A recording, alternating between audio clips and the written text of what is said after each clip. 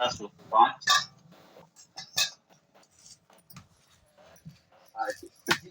मंत्र संख्या 25।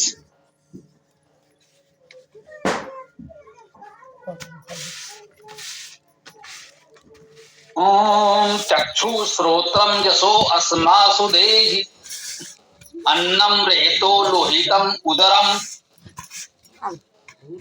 ये छोटा सा मंत्र है, सीधा सरल भी है,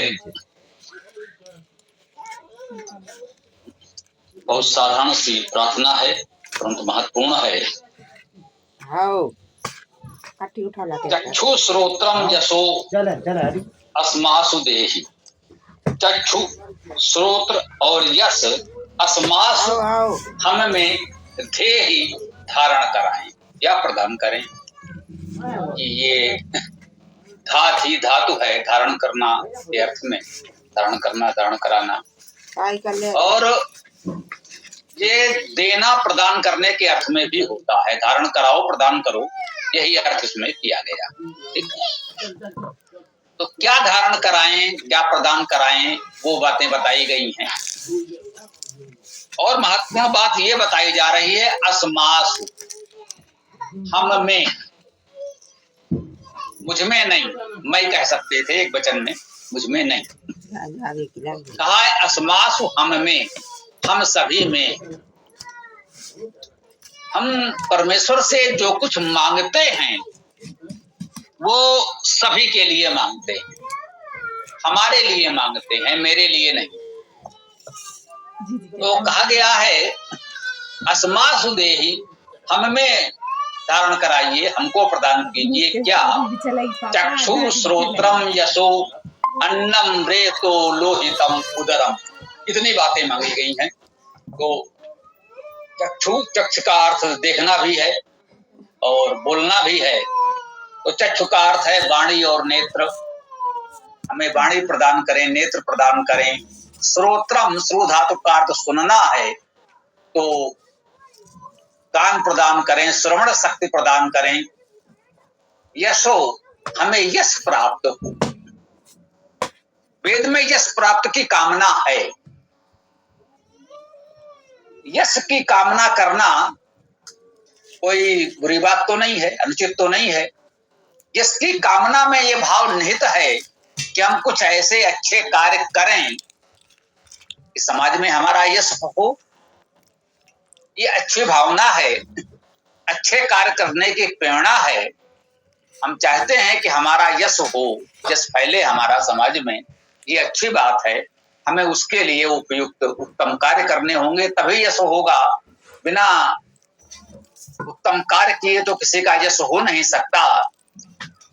कहा चक्षु श्रोत्रम यशो अस्मासु देहि, हम में चक्षु अर्थात वाणी नेत्र, श्रोत्रम अर्थात कान श्रवण शक्ति, यशो अर्थात यश कीर्ति, अन्नम, आगे कहा अन्नम, अन्नम का अर्थ है अन्न, प्राण, अन्न धातु का अर्थ है प्राण होना, जीवन होना। अन्न का अर्थ भी प्राण हो सकता है, और प्राण रक्षा के लिए जो आवश्यक है सर्वाधिक, वो अन्न है। अन्न वही है जो हम प्राण रक्षा के लिए ग्रहण करते हैं। अन्न धातु का अर्थ प्राण होना, जीवन होना है, और अध धातु का अर्थ खाना है। अध धातु से भी अन्न बनेगा, जो कुछ खाया जाए वो अन्न, जो हम खा सकें, जिसको हमारा शरीर, हमारा पाचन तंत्र सहज रूप में स्वीकार कर सके, हमारे स्वास्थ्य के लिए उत्तम हो, अनुकूल हो, वो अन्न। रेतो, रेतो का अर्थ है गति, री धातु का अर्थ चलना, गति करना है, तो रेतो का अर्थ गति, प्रगति है। लोहितम, लोहित,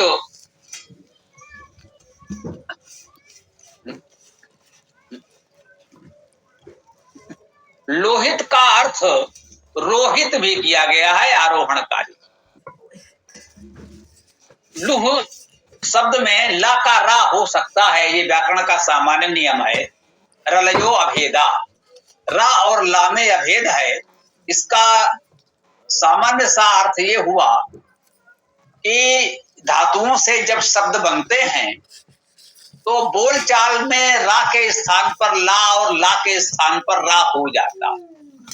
किसी शब्द में यदि ला है तो उसके स्थान पर रा रखकर भी आप धातु ले सकते हैं, और यदि कहीं रा है तो उसके स्थान पर ला रखकर भी धातु ले सकते हैं।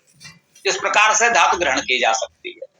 यह व्याकरण का सामान्य सा नियम है, इसमें कहीं कोई मतभेद विवाद के लिए स्थान नहीं है, सभी इससे सहमत हैं, सब मानते हैं। तो लोहित का अर्थ यदि हम रोहित लें, आरोहण को, ऊपर चढ़ने को, बढ़ने को, और उदरम, उदर को। उदर क्या है? उत्तम आदरणीय उद्गमनशील को। इस छोटे से मंत्र में कहा गया कि हमको चक्षु, श्रोत्र, यस, अन्न, रेत, रेतस और लोहित और उदर को प्रदान कीजिए, हमें धारण कराइए। तो वैसे तो ब्रह्मचारी सूक्त है, सूक्त का देवता ब्रह्मचारी है, तो यहां यह भी स्पष्ट हो रहा है कि लक्ष्य तो हमारा ब्रह्मचारी है। अब इसको कह सकते हैं या तो ब्रह्मचारी कह रहा है या ब्रह्मचारी से कहा जा रहा है। तो ब्रह्मचारी का एक, हमने कहा, एक भाव, उसका आध्यात्मिक अर्थ तो परमेश्वर भी होता है। तो उस परमेश्वर को संबोधित करके हम कह रहे हैं कि हमारे जीवन में ये हमको प्राप्त हो। और ब्रह्मचारी का भाव उस ब्रह्म के अनुकूल जीवनचर्या चलाने वाला अध्येता, विद्यार्थी, आचार्य भी होता है। तो कह सकते हैं कि वो भी ईश्वर से कामना कर रहा है कि हम उस ब्रह्म विद्या की ओर बढ़ रहे हैं, तो उसके लिए हमारे को उचित सामर्थ्य प्रदान करें। चक्षु, श्रोत्र, यस, अन्न, रेतस, लोहित, उदर प्रदान करें। हमारी सामर्थ्य, कह सकते हैं शरीर के अंग प्रत्यंग, इंद्रियां समर्थ हों, तो हम इस उत्तम ब्रह्म विद्या को, वेद विद्या को ग्रहण कर सकें, उसका उपयोग कर सकें। तो ये बहुत ही छोटा सा मंत्र आज था। संयोग से कह सकते हैं इस मंत्र की व्याख्या आज यहाँ इतने में एक प्रकार से पूर्ण भी हो जाती है।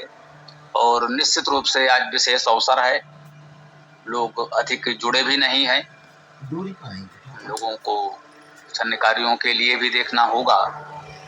तो हम चाहें तो आज की इस मंत्र व्याख्या को यहाँ विराम दे सकते हैं। कल इस ब्रह्मचारी सूक्त का 26वां मंत्र अंतिम मंत्र होगा। तो आज इस मंत्र व्याख्या को हम यहाँ विराम दें। आप लोगों का जो भी प्रश्न विचार